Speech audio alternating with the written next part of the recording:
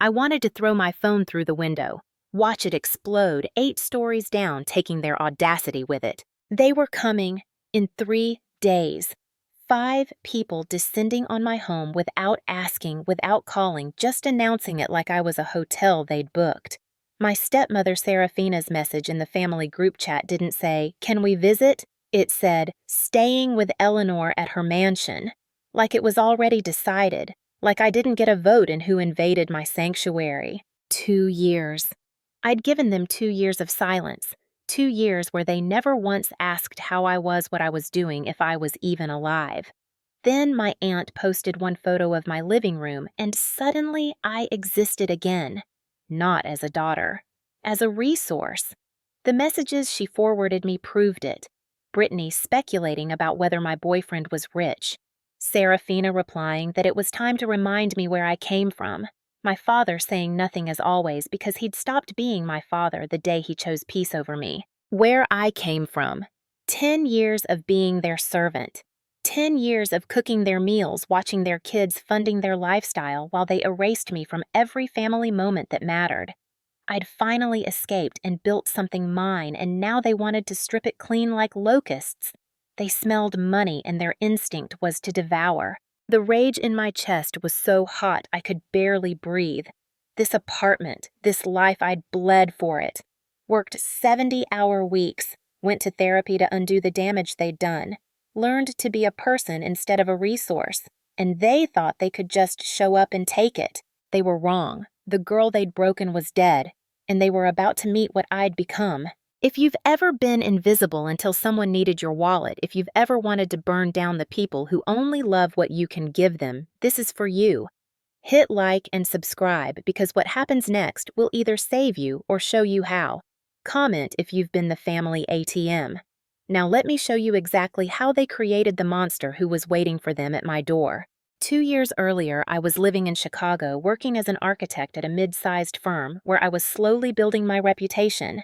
I was 27 years old, living in a modest but tidy apartment in Lincoln Park that I rented for $1,800 a month. The apartment had large windows that let in morning light, hardwood floors I kept meticulously clean, and a small balcony where I grew herbs in terracotta pots. It was mine, or at least it felt mine during the week when I could actually enjoy it. Every Saturday morning, my alarm would go off at 7 a.m., and I would feel that familiar knot form in my stomach. Saturday meant the 45-minute drive out to the suburbs where my father and stepmother lived in a sprawling ranch-style house that had been beautiful once, but now showed signs of neglect.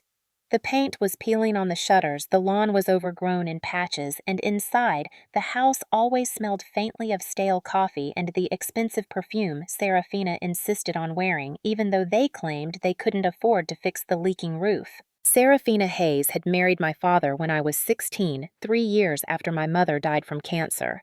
She had been a local beauty queen in her youth, competing in regional pageants and winning a handful of titles that she still kept displayed in a glass cabinet in the hallway. At 53, she spent hours each morning applying makeup and styling her platinum blonde hair, determined to maintain the illusion of youth.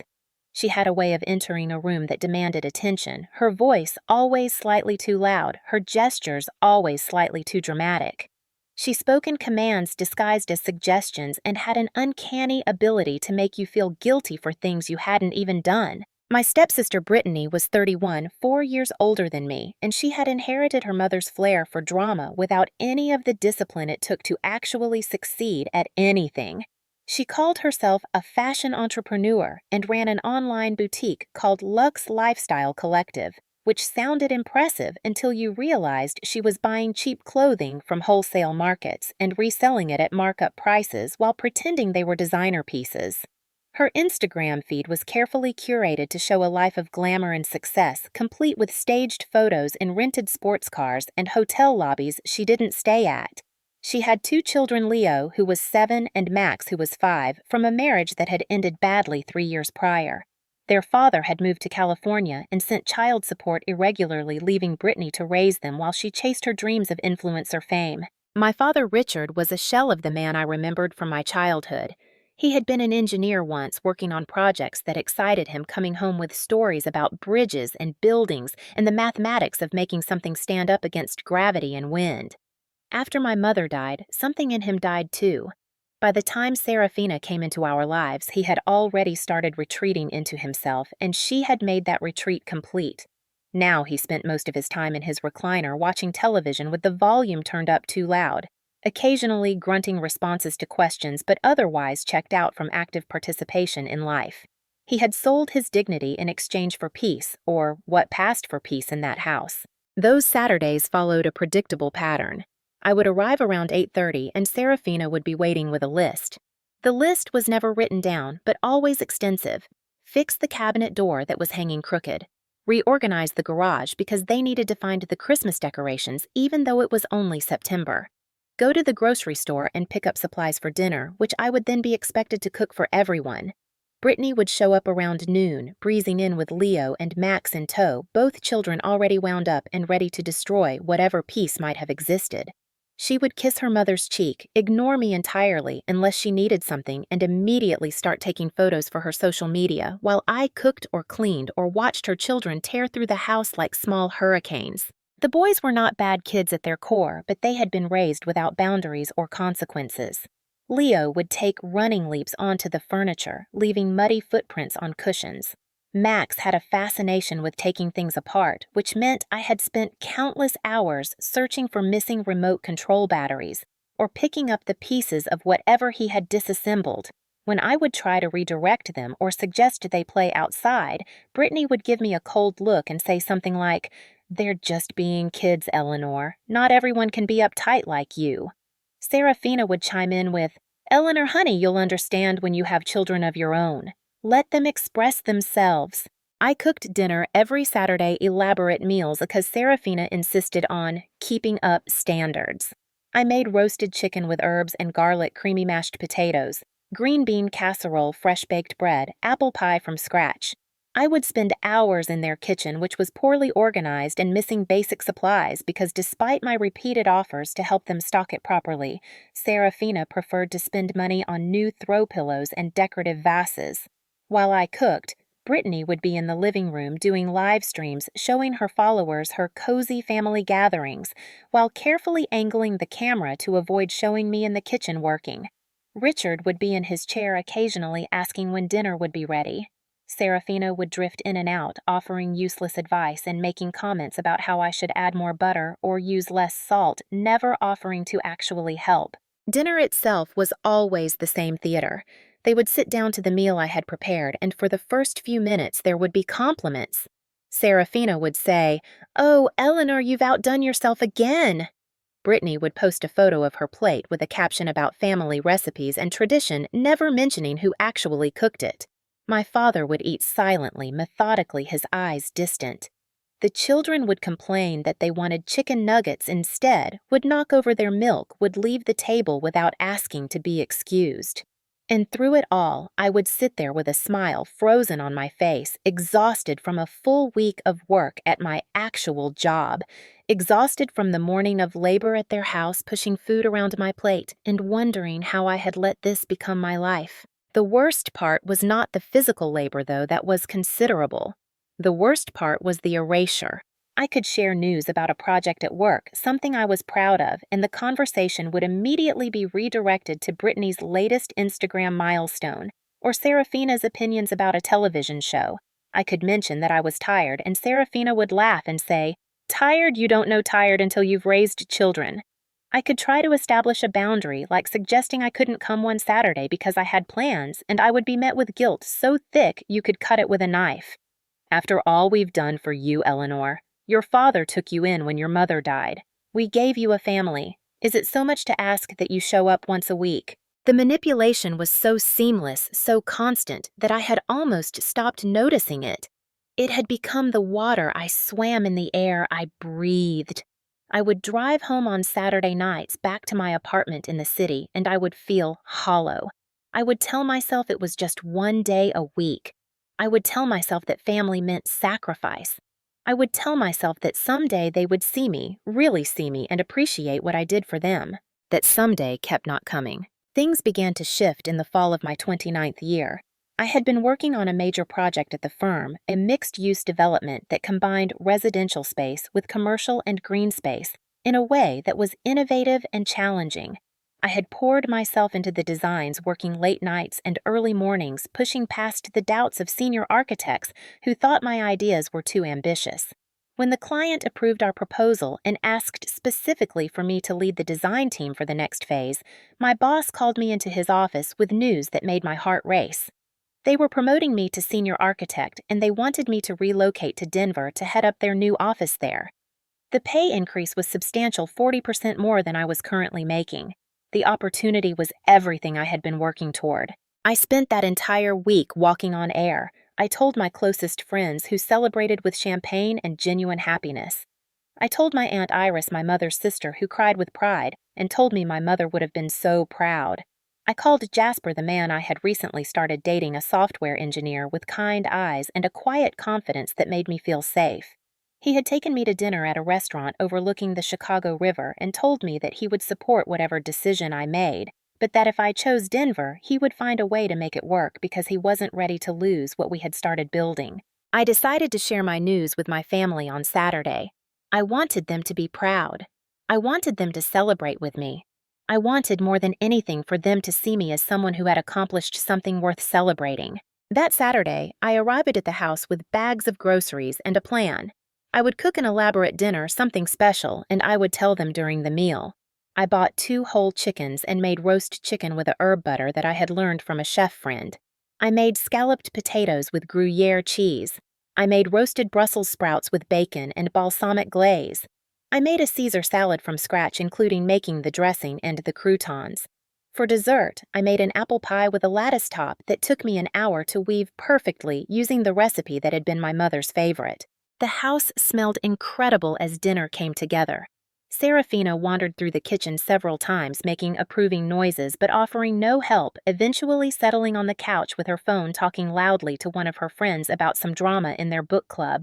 Richard was in his recliner watching a football game with the volume competing with Serafina's conversation. At 2 p.m., Brittany texted that she was running late because of a brand emergency, which I knew meant she was taking photos for Instagram somewhere. By 6 p.m., dinner was ready and cooling on the counter. Brittany arrived at 6:15, breezing in with Leo and Max, who immediately ran through the house screaming about being hungry. She was dressed in what she probably thought was casual elegance, but looked more like she was trying too hard, wearing designer labels that I suspected were knockoffs, her makeup influencer perfect, her phone already out and recording. We sat down to eat at 6:30. I had set the table carefully using the nice dishes that usually stayed in the cabinet, putting out cloth napkins, even lighting candles. For a moment, as we all took our seats, I let myself imagine that this was a normal family, that we were about to have a meal together where people actually connected. "This looks amazing, Eleanor," Serafina said, serving herself a large portion of everything. "You really went all out. What's the occasion?" This was my moment. I took a breath and smiled. "Actually, I have some really exciting news to share with everyone. Something big happened this week at work." "Oh, that's nice, dear," Serafina said, but her eyes had already returned to her phone, which she had placed next to her plate, despite her own rule about no phones at the table. "I got promoted to senior architect," I continued, my voice carrying excitement I couldn't contain. "And they want me to move to Denver to open their new office there. It's an incredible opportunity, and the salary increase is significant." Richard looked up from his plate for the first time. "Denver? That's pretty far." Before I could respond, Brittany walked in from the hallway where she had been setting up her phone on a tripod. "Oh my God, everyone smile. I'm doing a live for my followers. Just act natural. We're having this amazing family dinner that Eleanor made. Isn't this aesthetic goals?" She was narrating to her camera, not to us, panning across the table laden with food, but being careful never to show me, only showing herself and Serafina and the food. "Brittany, I was actually just telling everyone about my promotion," I said, trying to keep the frustration from my voice. "Oh, that's cool," Brittany said dismissively, still adjusting her camera angle. "We can talk about that later. Right now, I need to capture this golden hour lighting. It's perfect." I looked at my father, hoping for some support, some acknowledgement. He had returned his attention to his plate, cutting his chicken into precise pieces, his jaw working mechanically. Serafina was typing on her phone, a small smile on her face. Leo and Max were fighting over who got more mashed potatoes, their voices rising into shrieks. I felt something inside me start to crack, but I pushed it down. Denver is about 1,000 miles from here, so I would be moving at the beginning of next month, the 15th specifically. I'm really excited about this new chapter. That's nice, Eleanor, Serafina said, still not looking up from her phone. Then, Brittany's phone made a loud chiming sound and she gasped dramatically. Oh my God, you guys, I just got a huge order. Someone just bought 12 pieces from my collection. That's like almost $3,000. She grabbed her phone off the tripod, abandoning the live stream, her entire face illuminated with joy. The energy in the room shifted instantly. Serafina dropped her phone and clasped her hands together. Brittany, that's wonderful. Oh, I'm so proud of you, baby. Richard even looked up, a rare smile crossing his face. Good job, Brittany. See, hard work pays off. They were all focused on her now, congratulating her, asking her questions about the order, about her business, about her plans to expand. Brittany was glowing, soaking up the attention like she had been dying of thirst. The meal I had spent 5 hours preparing had become nothing more than a backdrop for her moment. I sat there, my news about Denver hanging in the air like smoke, dissipating into nothing.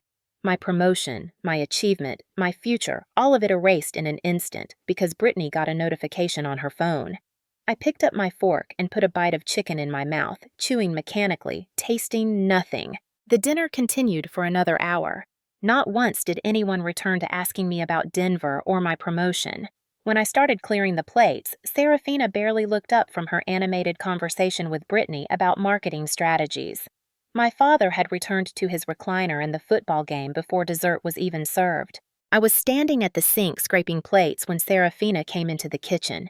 She glanced down at the floor where Max had spilled his entire glass of milk and Leo had tracked mud from their earlier exploration of the backyard. Eleanor, honey, would you mind cleaning this up? The boys made such a mess and I just can't bend down like I used to. My back, you know. Something in me went very still. I looked at the floor, at the mess that no one had bothered to address during the entire meal. I looked at Serafina, at her perfectly applied makeup and her designer outfit and her manicured nails that had apparently never cleaned up after her own grandchildren.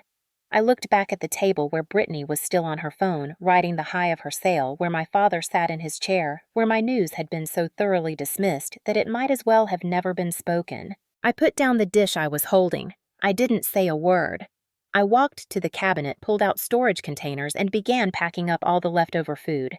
I boxed up the remaining chicken, the potatoes, the Brussels sprouts, everything. I covered the apple pie and placed it in a carrier. Every movement was deliberate, mechanical. I could feel Serafina watching me confused. Eleanor, what are you doing? Packing up the leftovers, I said calmly. For you, so you don't have to cook for the next few days. I loaded everything into bags, carried them to my car, and came back inside. I walked to where my father sat in his chair. Goodbye, Dad. He looked up, startled by something in my tone. You're leaving already. Don't you want to stay and watch the game? No, I said simply. I have to get back to the city. I have things to prepare for my move to Denver on the 15th. I walked past Serafina without another word, past Brittany, who was still absorbed in her phone. I got in my car and drove away, watching the house disappear in my rearview mirror as I pulled onto the highway. When I got home to my apartment, I sat in my car in the parking garage for 15 minutes, my hands still gripping the steering wheel. Then I pulled out my phone and opened the family group chat.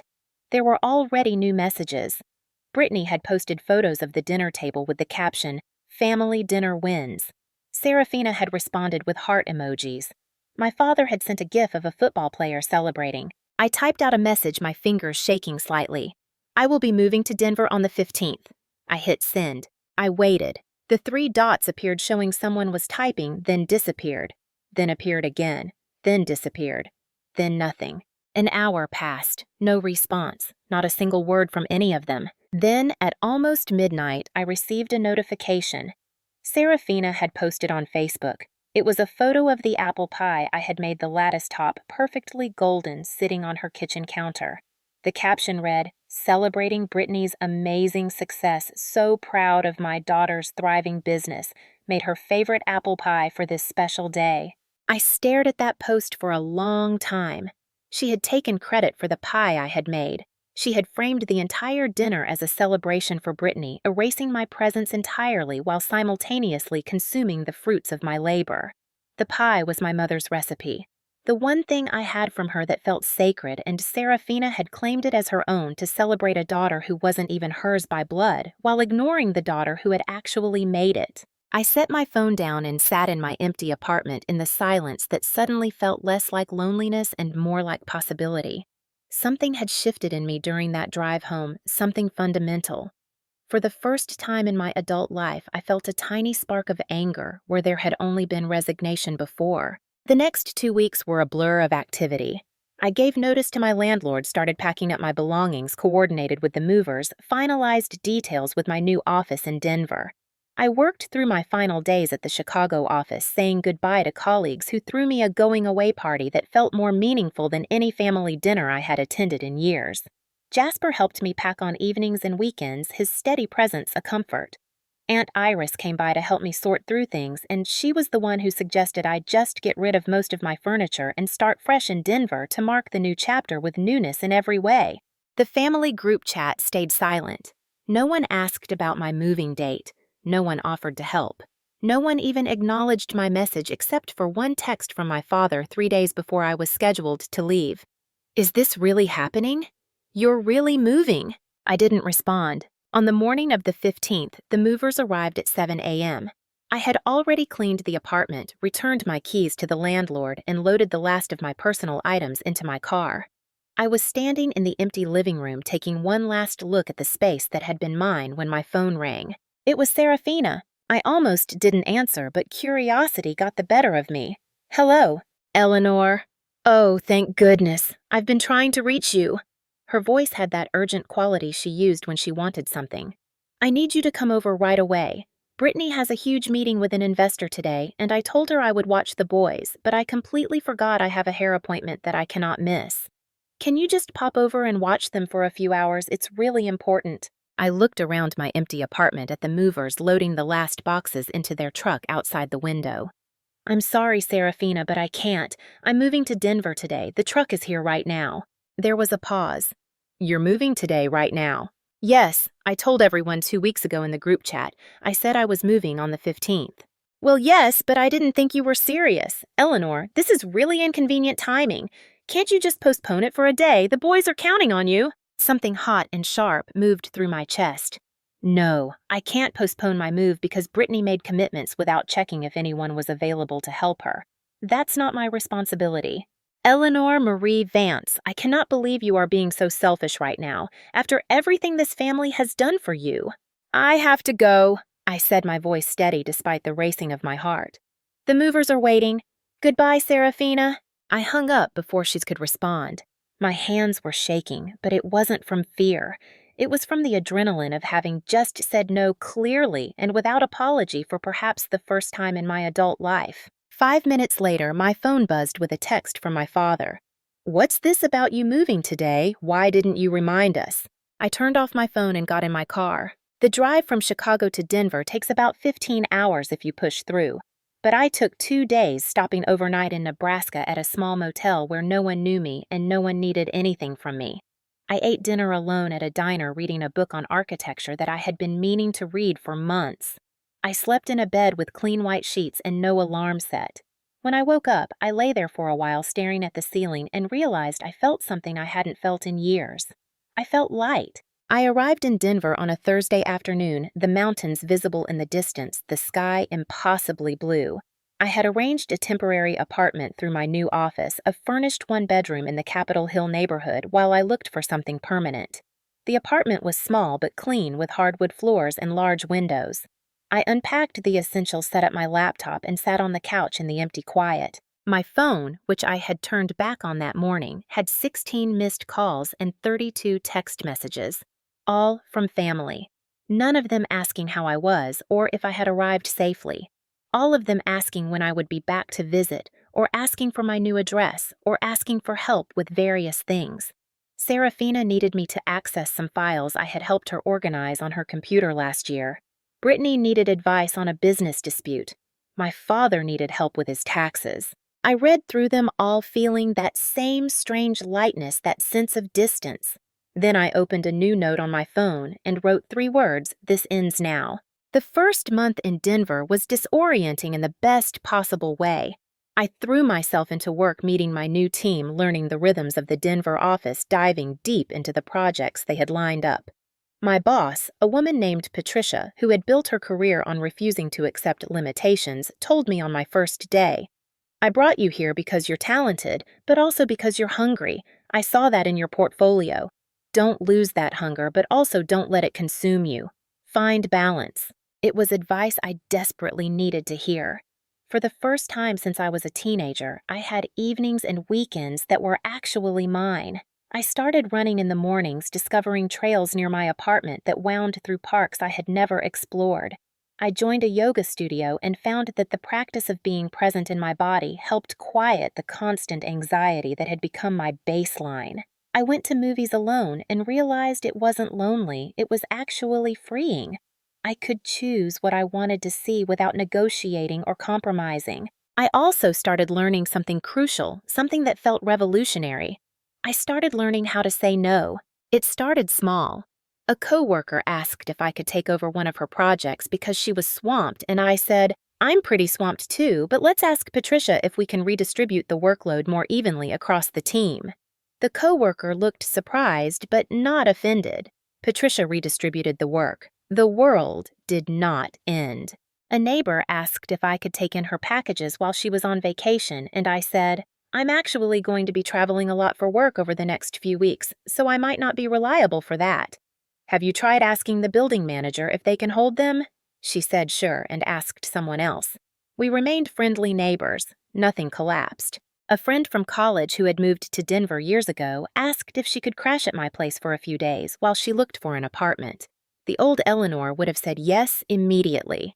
The new Eleanor said, "I'm really trying to maintain my space as a sanctuary right now while I settle in. I can help you look at listings, and I know some good hotels near where you'll be working." She understood. Our friendship survived. Each no made the next one slightly easier. I started to understand that boundaries weren't cruelty, they were survival. The calls and texts from my family continued sporadically. I responded to some and ignored others, creating a new pattern.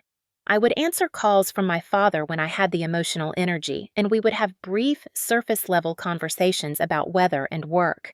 I texted Serafina back politely, but with increasing distance.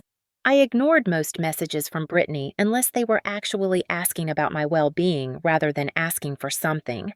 3 months into my Denver life, Jasper visited for the first time. He had been taking remote workdays and making trips out every few weeks, but this was his first extended visit. We spent the weekend hiking in Rocky Mountain National Park, eating at restaurants I had been wanting to try, walking through neighborhoods, and dreaming about the future. On Sunday night, sitting on my apartment balcony watching the sunset paint the mountains in shades of orange and purple, he told me he had been offered a position at a tech company in Boulder, just 30 minutes from Denver. "I wanted to talk to you before accepting it," he said.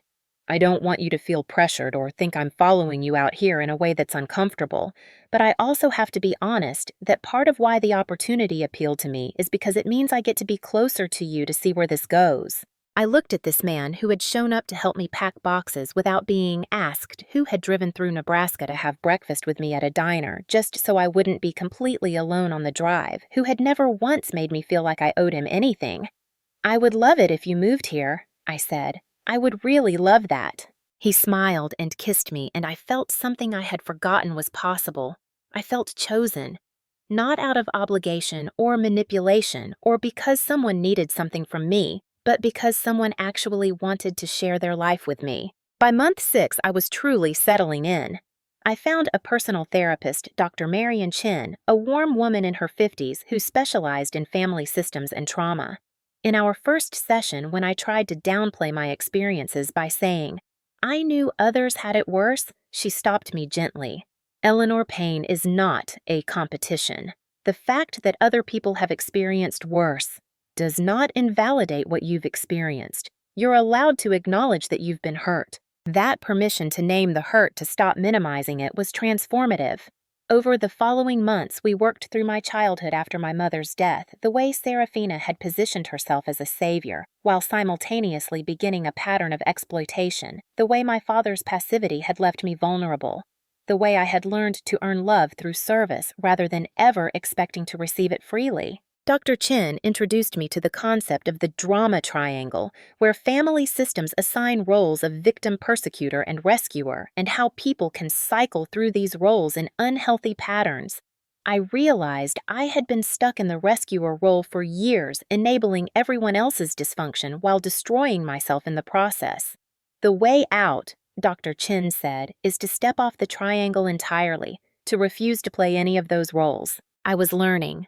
Slowly, painfully, but learning. 8 months into Denver, my career hit a significant milestone. The major project I had been leading, a mixed-use development that integrated sustainable design with affordable housing units, won a regional architecture award. The recognition brought attention not just to the firm, but to me personally. I was interviewed for architecture magazines, invited to speak on panels, and approached about other high-profile projects.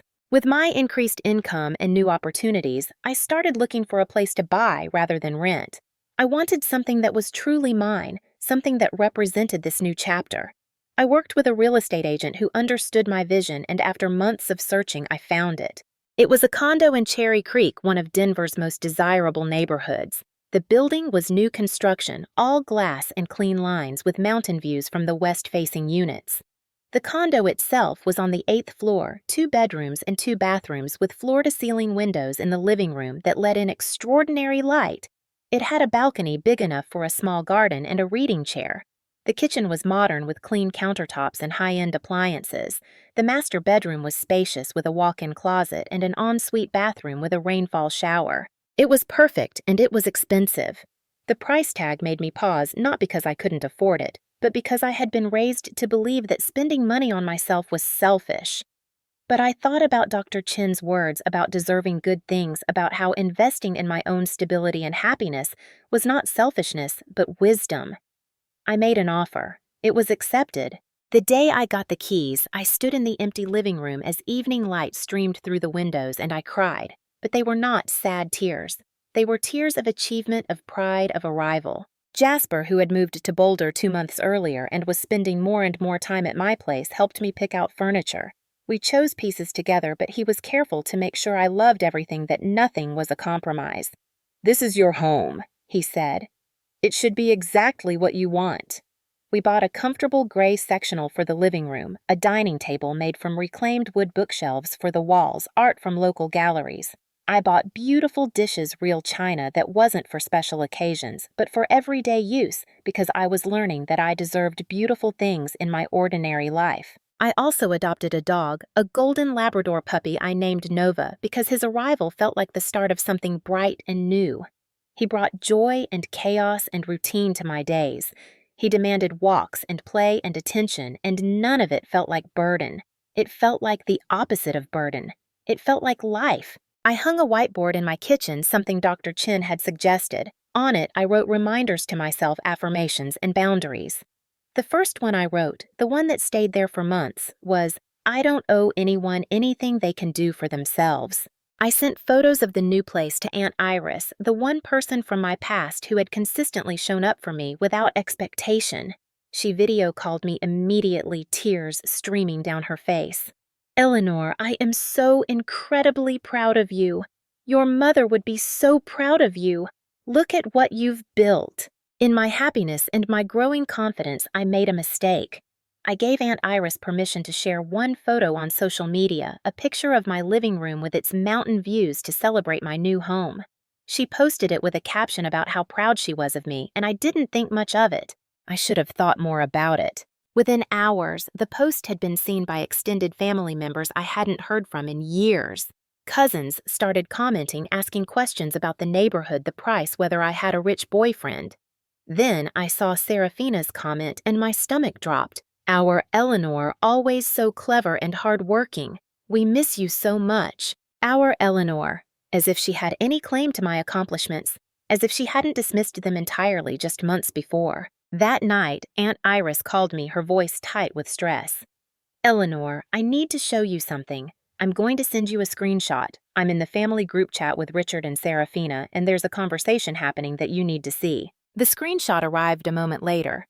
It was a discussion in the family chat that apparently had been created after I left. Brittany had sent the photo of my living room and written, "So Eleanor has been living this luxury lifestyle while mom and dad are struggling, and she probably has a rich boyfriend funding all of this." Serafina had responded, "I've been thinking the same thing. It's time for Eleanor to reconnect with her family. She's been gone long enough. She's probably forgotten where she came from." Richard had written, "Maybe we should visit, see how she's doing. She must be lonely out there." Brittany replied, "Visit and accidentally see just how rich this boyfriend is I'm in." My hands were shaking as I read it. They weren't concerned about my well-being.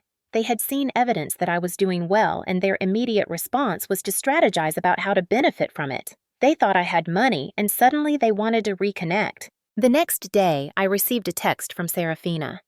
"Eleanor, darling, we've been thinking about you so much. I've booked plane tickets for myself, Brittany, your father, and the boys to come visit you next week. We'll be arriving on Thursday and staying through the weekend. It'll be so wonderful to catch up in person, just like old times." Not asking, telling. They had already bought the tickets. They were already coming, and I knew exactly why. I sat on my couch with Nova's head in my lap and called Jasper. "They're coming," I said, and he could hear the panic in my voice. "Serafina just told me they bought plane tickets. They're coming here next week." "Do you want me there?" he asked immediately. "I can take time off work. I can be there with you." I thought about it, really thought about it. Part of me wanted him there as a buffer, as protection. But another part of me, the part that had been slowly growing stronger over these past months, knew this was something I needed to face alone. "No," I said. "Thank you, but no. This is my fight. I need to finish this myself." "Okay," he said, "but I'm one phone call away. Anytime, day or night, if you need backup, I'm there." I spent the next several days preparing, but I wasn't preparing the way they expected. I wasn't preparing a welcome. I was preparing a defense. I called Dr. Chen and scheduled an emergency session. She helped me strategize, helped me identify my boundaries, and practice enforcing them. "Remember," she said, "you are not responsible for their emotions. You are not responsible for managing their disappointment or anger. You are only responsible for maintaining your own safety and well-being." I went through my condo and removed anything personal or valuable from the common areas. My laptop went into the safe in my closet, along with important documents and jewelry. I locked my bedroom door and put a sign on it that said, "Private." I set up a small camera system, nothing hidden, just a clear security camera by the front door and one in the living room. If this was going to get ugly, I wanted documentation. I also did something that felt slightly vindictive, but mostly strategic. I put together a folder of documents printed and organized in a binder. I called it Evidence of Pattern. It contained screenshots of the family group chat over the years, showing the one-sided nature of our communication. It contained calculations of how much money I had spent on groceries and gas driving out to their house every Saturday for years. It contained photos I had taken of the damage Leo and Max had done to my old apartment on the one occasion I had agreed to watch them overnight. It contained that Facebook post of Serafina taking credit for my mother's apple pie recipe. I wasn't sure if I would show it to them, but I wanted to have it ready to have evidence that I wasn't crazy, that the pattern of exploitation I had experienced was real and documented. Jasper came over the night before they were due to arrive. He helped me move some furniture around to make the space less welcoming for extended stay. We put away extra blankets and pillows, leaving only enough for a short visit. "You've got this," he said, holding my face in his hands. "You are so much stronger than you think." Thursday came too quickly. Their flight was due to land at 2 p.m. I waited in my apartment. Nova curled at my feet watching the clock. At 3:45, my intercom buzzed. They were here. I took a deep breath, looked at myself in the mirror by the door. I was wearing jeans and a simple black sweater, my hair pulled back, no makeup. I looked calm. I looked ready. I pressed the button to let them up. When I opened the door, the circus arrived. Leo and Max burst through first, shouting and running into my living room without even greeting me. Brittany followed, her phone already out, already recording. "Oh my God, this place is insane! Everyone say hi to Eleanor." Serafina came next, dressed as if she were attending a gala rather than visiting family, her perfume overwhelming in the hallway. She air-kissed both my cheeks. "Eleanor, darling, you look so thin. Are you eating? This building is lovely, very upscale." My father came last carrying a bag from a bakery. He handed it to me awkwardly. Got you some pastries. Thought you might like them. I looked at the bag. It was from a chain that made treats with nuts. I was allergic to tree nuts. I had been allergic my entire life. He had forgotten or had never paid attention in the first place. Thank you, I said neutrally, setting the bag on the counter to throw away later. They filed into my apartment and I watched them take it in. The spacious living room with its views, the modern kitchen with its expensive finishes, the artwork on the walls, the quality of everything. I could see the calculations happening behind their eyes. Wow, Eleanor, Brittany said, still filming. This must have cost a fortune. How much was this place like ballpark? It's none of your business, I said calmly. She laughed, not getting it. Come on, we're family. You can tell us. I'm just curious. Leo was jumping on my couch. Max was pulling books off my bookshelf. My father had immediately found the remote control and was turning on my television searching for a football game. Serafina was opening my cabinets, examining my dishes, running her finger along my countertops as if inspecting for dust. Boys, stop that, I said to Leo and Max, but they ignored me as they always had. Brittany walked through the space like she owned it, her phone up, narrating to her followers. So guys, this is my sister's place in Denver. Isn't it gorgeous? She's doing so well out here. Family goals, right? I walked over to her and put my hand in front of her phone camera. Brittany, turn off your live stream. Right now. She looked at me, startled by my tone. Why, I'm just showing people your beautiful place. This is my home, not content for your social media. Turn it off. God, Eleanor, relax. It's not a big deal. I reached out and took the phone from her hand. She let out a small shriek of protest, but I had already swiped to end the live stream and handed the phone back to her. In my home, you follow my rules. No recording, no posting, no content creation. This is a private visit. The room had gone quiet. Even Leo and Max had stopped their destruction to stare at this version of their aunt they had never seen before. My father had turned down the volume on the TV.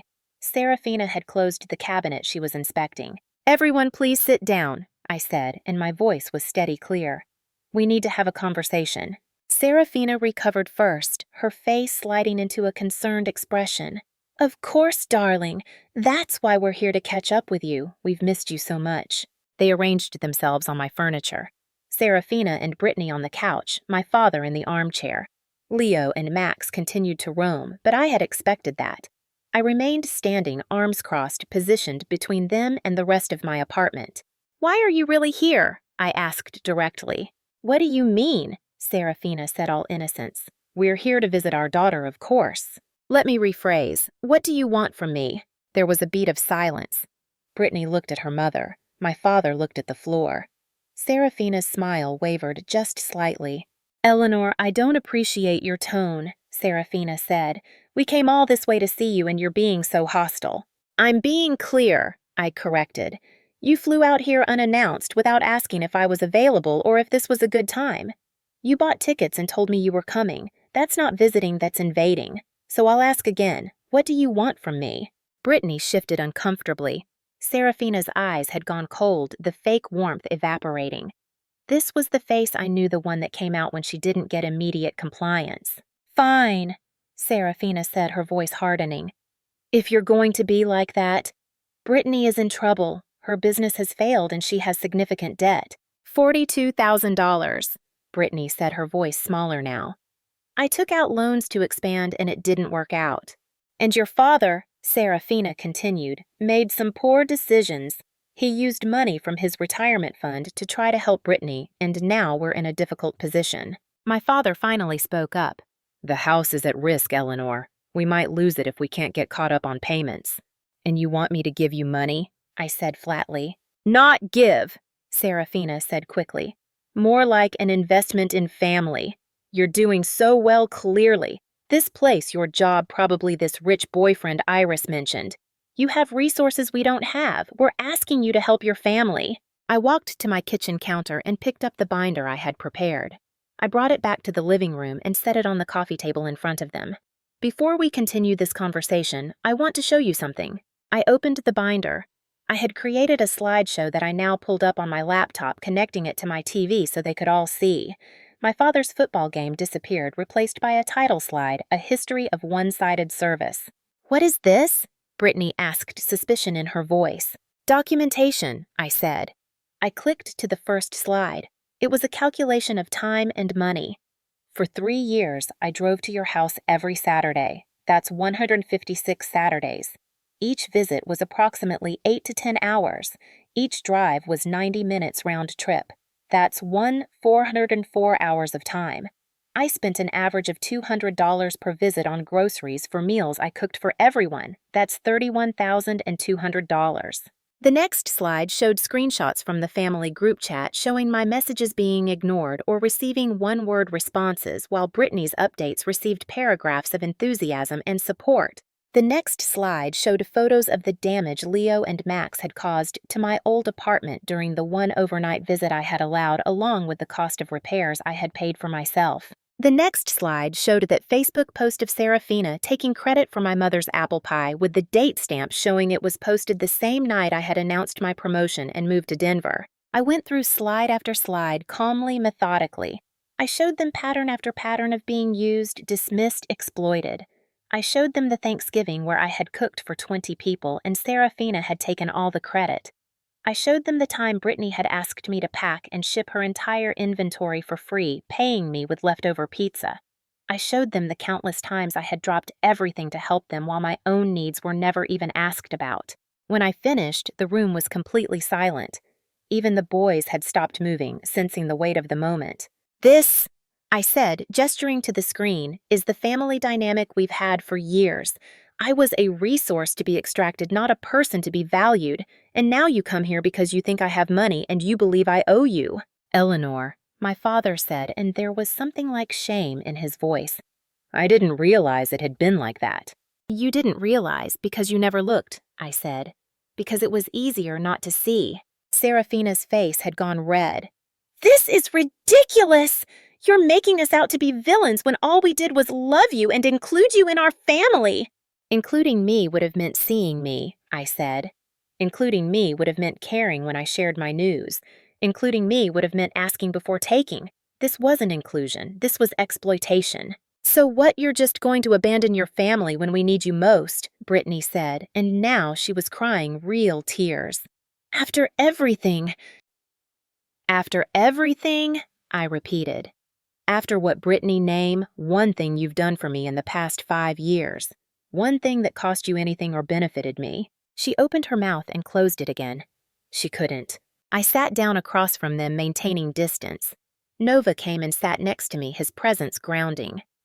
"I'm not giving you money," I said clearly. "I'm not bailing Brittany out of her business debt. I'm not saving the house. I'm not your bank, and I'm not your ATM." "Then why did we even come here?" Brittany spat out. "If you're just going to be cruel." "You came here," I said, "because you made assumptions about my life based on a photo and decided I owed you something. You came here without asking if you were welcome because you've never had to ask before.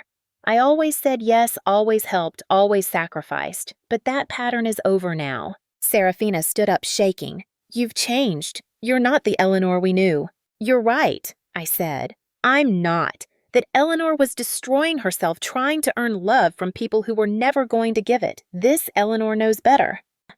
"If you don't help us, we'll lose everything," my father said, and he looked so old, suddenly so tired. "No, Dad. If Brittany doesn't face the consequences of her own financial decisions, she'll lose everything. If you don't stop enabling her and start making better choices, you'll lose everything. But that's not on me. Those are not my choices and not my consequences." I pulled out another document. This one my father recognized because it had his signature on it. "This is the power of attorney you signed, giving Brittany access to your retirement account. Do you even remember signing this?" He shook his head slowly. "Brittany had you sign it so she could drain your retirement to fund her failing business. That's not me being cruel. That's me showing you reality." I set down one more piece of paper. "This is a letter from my therapist. It states that I have been experiencing chronic anxiety, burnout, and complex post-traumatic stress from prolonged emotional and financial exploitation from my family system. She identifies Serafina specifically as a continuous threat to my mental and emotional health." Serafina's face went white. "You've been seeing a therapist talking about us to a stranger." "I've been seeing a therapist to recover from what this family did to me," I corrected. "And I'm getting better, but that means establishing boundaries, real ones." "So what are these boundaries?" my father asked quietly. I am not your financial resource. From this moment forward, the answer to any request for money is no for the rest of my life. This apartment is my home, not a hotel. You cannot visit without asking, and I reserve the right to say no. I am not your childcare, your cook, your cleaner, your problem solver. When you ask for my time or energy, the default answer is no, unless I actively choose to say yes. Brittany laughed harsh and bitter. So basically, you're cutting us out of your life. No, I said. I'm offering you something that could actually be healthy. Relationships based on respect instead of exploitation. But it requires you to treat me like a person, not a resource. There was a long, painful silence. Then Serafina played her final card. If you don't help us, Richard and I will be homeless. Your father will be living on the street. Is that what you want? For your father to die homeless because his daughter was too selfish to help.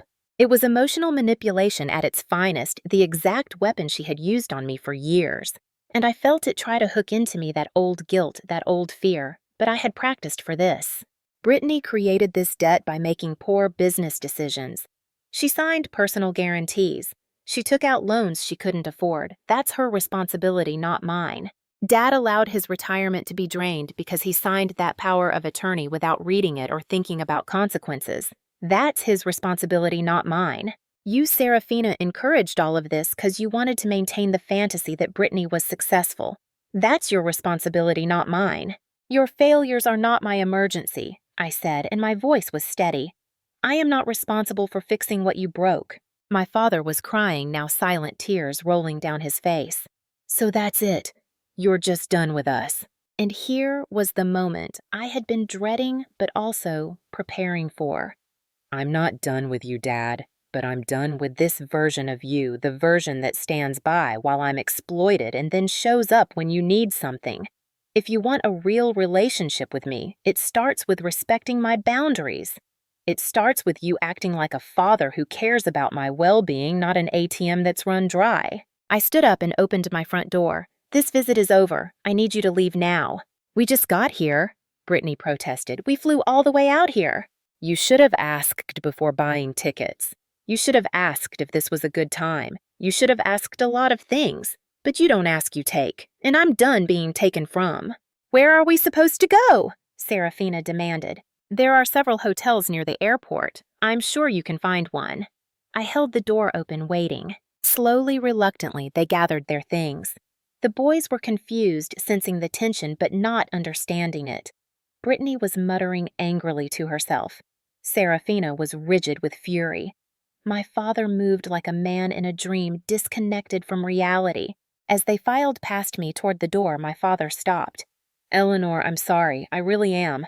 I didn't know it was this bad. I know, I said. And maybe someday we can rebuild something, but it starts with you actually seeing me, actually caring about my life instead of just what I can do for you. He nodded and walked out. Serafina stopped in the doorway. You'll regret this. When we're gone and you're alone, you'll realize what you gave up. I gave up being invisible, I said. I gave up destroying myself for people who never valued me.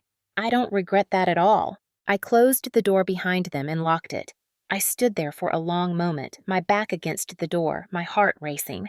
Nova came and pressed against my legs, and I slid down to sit on the floor, wrapping my arms around him. I had done it. I had actually done it. And I didn't feel guilty.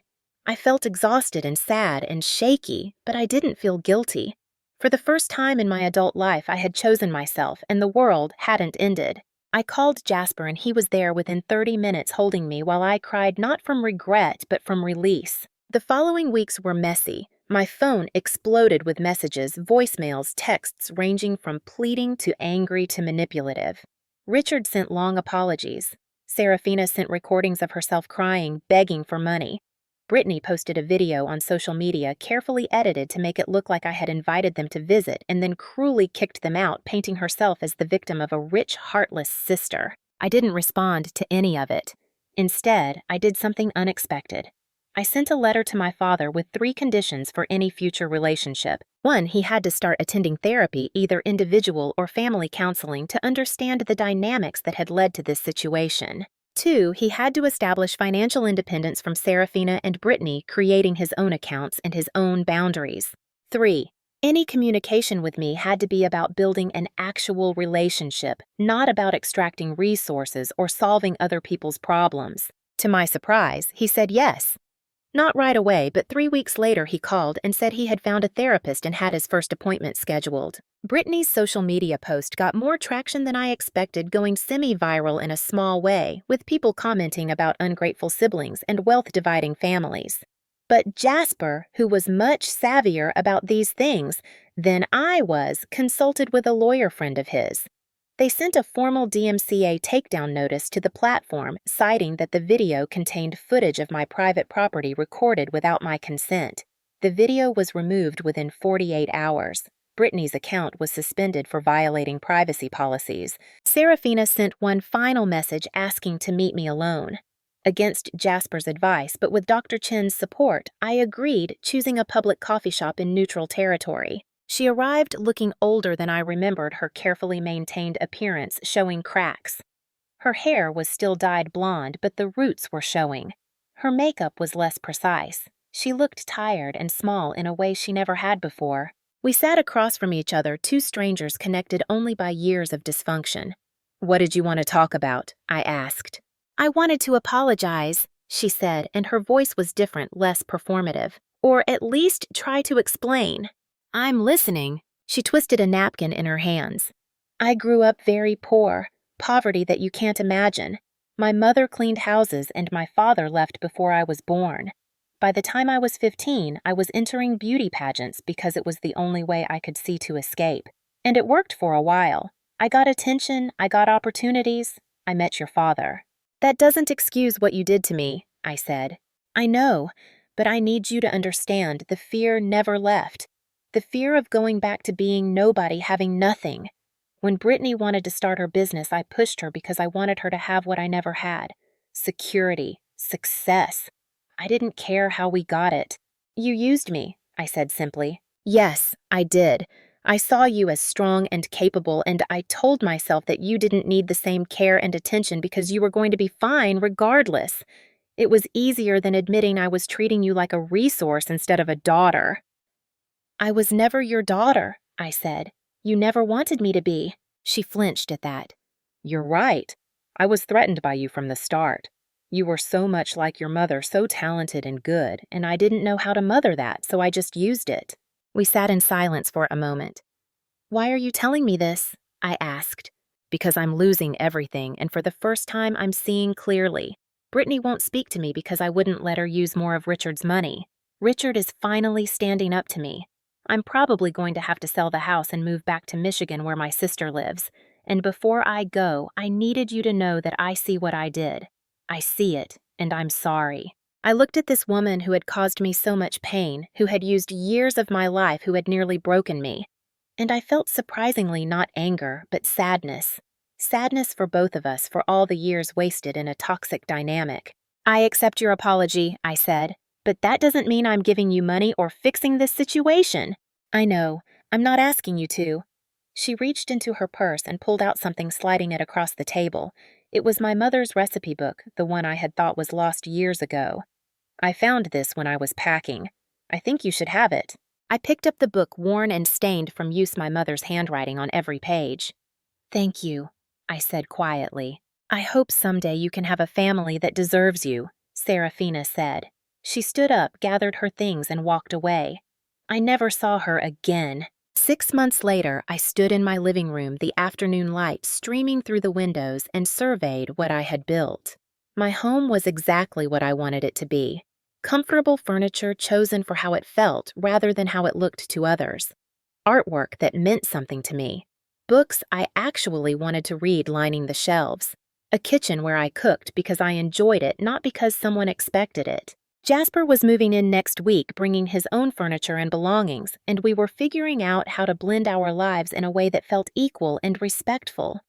We had talked about boundaries, about not losing ourselves in the relationship, about maintaining our individual identities while building something together.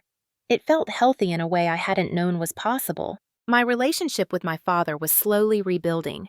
We talked on the phone every Sunday, conversations that were still awkward but getting easier. He was going to therapy, starting to understand his role in the family dysfunction, starting to apologize in ways that felt genuine. He had moved into a small apartment away from Serafina, managing his own finances for the first time in years. "I'm learning to be a person again," he told me. "Not just a wallet with legs." Brittany and I had no contact, and I had made peace with that. Some relationships couldn't be saved, and that was okay. My career was flourishing. I had been promoted again, now leading the entire Denver office. The projects I touched won awards, attracted attention, opened doors. But more importantly, I worked reasonable hours. I took vacations. I had hobbies and friends and a life that wasn't consumed by work. I had learned that my worth wasn't tied to productivity, that I could rest and still be valuable. Most importantly, I had learned to recognize my own voice, the one that had been silenced for so long. The voice that knew when something wasn't right, that could say no without guilt, that could choose myself without apology. That voice was getting stronger every day. Nova was sprawled on the couch, his favorite spot, watching me with patient eyes. I sat down next to him, scratching behind his ears, and looked out at the mountains in the distance. The peaks were covered in snow, sharp and beautiful against the blue sky. I thought about the journey that had brought me here from that Saturday in Chicago, when my promotion was dismissed, through the painful process of leaving, through the confrontation and the boundary setting and the grief of letting go of a family that had never really held me. It had been hard, harder than anything I had ever done. But I had done it. I had chosen myself. And in choosing myself, I had found something I never expected: peace. Not the absence of problems, but the presence of solid ground beneath my feet. The knowledge that I could handle whatever came next. The confidence that I deserved good things and healthy relationships and a life that was mine. The phone on the coffee table buzzed. It was a message from Aunt Iris. "Proud of you, kiddo. Always have been, always will be." I smiled and typed back, "Thank you for everything." There would be hard days ahead, I knew that. Healing wasn't linear, and old patterns had a way of trying to reassert themselves. But I was ready for that now. I had tools, support boundaries, and most importantly, I had a clear understanding of my own worth. I had built a fortress not just of walls and windows, but of self-respect and boundaries and chosen family. And I was finally truly home. Here's what I want you to take away from my story. You are not obligated to set yourself on fire to keep other people warm. Family is supposed to be a source of support, not a drain on your resources and spirit. And sometimes the most loving thing you can do for yourself is to walk away from people who refuse to see your value. If my story resonated with you, if you've ever felt like you were nothing more than what you could provide for others, I need to hear from you. Drop a comment below telling me about your experience. Have you had to set boundaries with family? How did you handle it? What was the hardest part? And if you found this story helpful or eye-opening, please hit that like button and subscribe so more people can find these stories and realize they're not alone in their struggles. Your engagement helps this message reach people who desperately need to hear it. You deserve better. You deserve to be seen. You deserve to be valued for who you are, not what you can provide. And if the people in your life can't offer you that, then maybe it's time to build a new life with people who can.